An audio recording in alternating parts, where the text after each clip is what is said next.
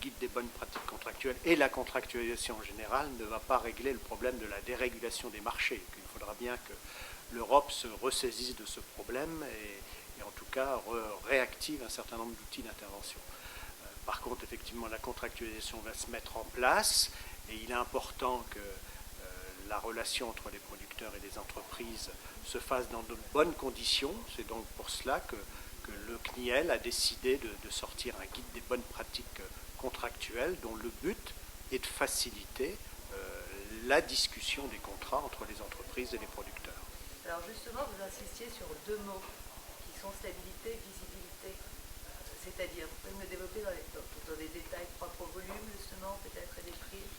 Mais la notion de stabilité et de prévisibilité qui sont importantes pour le secteur seront en partie réglées si on a une régulation des marchés. Donc ce n'est pas le contrat qui va le régler. Par contre, effectivement, il est important dans la relation commerciale qui existe entre un producteur et son entreprise que l'un et l'autre connaissent d'avance comment va se faire cette relation et c'est tout le but du contrat, que ce soit sur les volumes, se mettre d'accord sur les volumes que le producteur pourra produire en accord avec sa laiterie. C'est vrai qu'on est dans les quotas actuellement et que ça paraît évident que le quota est la base de cette relation.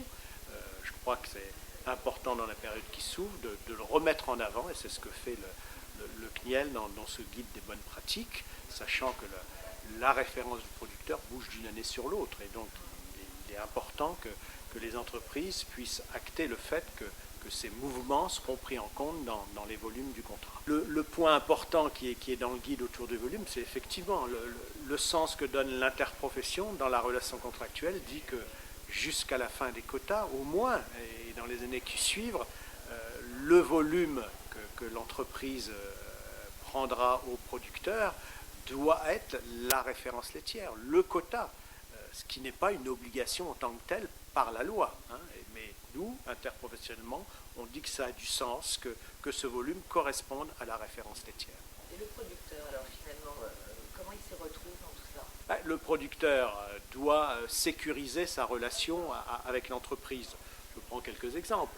Jusqu'à maintenant, le prix du lait n'était pas, la manière dont le prix du lait se détermine n'était pas actée entre le producteur et son entreprise. La clause prix dans les contrats fera que les deux partenaires se mettront d'accord sur le mode de détermination du prix. Et donc le producteur pourra connaître avant de livrer son lait la manière dont le prix sera calculé. Ça, c'est une avancée importante, de la même manière autour des volumes.